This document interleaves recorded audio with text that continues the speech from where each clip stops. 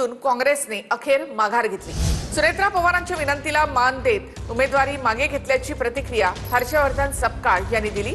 दरम्यान पोटनिवडणूक बिनविरोध होणार नसून सुनेत्रा पवारांच्या विरोधात 23 उमेदवार निवडणुकीच्या रिंगणात आहेत। बारामती विधानसभा पोटनिवडणुकीत काँग्रेसने अखेर माघार घेतली आहे।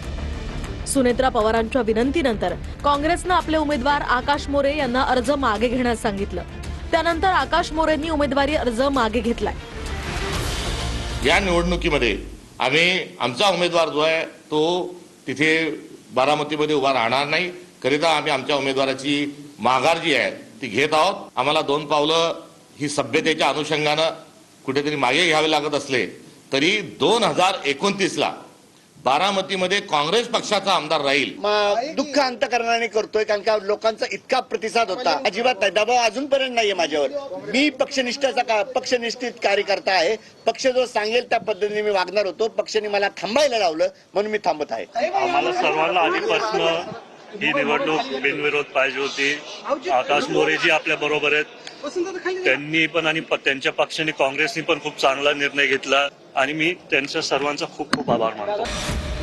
काँग्रेसने उमेदवारी अर्ज मागे घ्यावा यासाठी अनेक सत्ताधारी नेत्यांनी हर्षवर्धन सपकाळांना फोन केले। सुनेत्रा पवारांनी सपकाळांना 3 वेळा फोन केला, तर धनंजय मुंडेंनी 2 वेळा, छगन भुजबळांनी एकदा, तर फडणवीसांनीही सपकाळांना 1 वेळा फोन केला। मंत्री मकरंद पाटील यांनी सुद्धा काही आमदारांसोबत सपकाळांची भेट घेतली। रोहित पवारांनी सुद्धा भल्या पहाटे सपकाळांची भेट घेत अर्ज मागे घेण्याची विनंती केली। आपल्या महाराष्ट्राची परंपरा राहिली आहे की अशा वेळी आपण साधारणपणे बिनविरोध निवडणुका करतो। त्यांना मी विनंती केली, त्यांनी चर्चा करताना मला ते सकारात्मक वाटले, पण अजून आता काय निर्णय झालाय याची मला कल्पना नाही। त्यांचा फोन हा आला होता आणि त्यांच्या फोनवर बोलत असताना त्यांनी या निवडणुकीमध्ये आपण एक नेता गमावला आहे आणि त्या अनुषंगानं ही निवडणुकीमध्ये बिनविरोध व्हावी, किंबहुना काँग्रेस पक्षाने ही निवडणूक कुठेतरी लढू नये अशा प्रकारची विनंती त्यांनी केली। त्यांचा फोन आला होता, मात्र त्यांच्या फोनचा येण्याचा आणि निर्णयाचा कुठेही दुरान्वय संबंध नाही। तिकडे दिल्लीमध्ये सुनेत्रा पवारांनी काँग्रेस अध्यक्ष मल्लिकार्जुन खरगेंची भेट घेतली। त्यानंतर काँग्रेस नेतृत्वानं बारामतीमधून अर्ज मागे घेण्याचे आदेश दिले।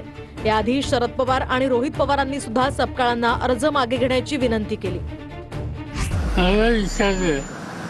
काँग्रेसचा सल्ला देईल की या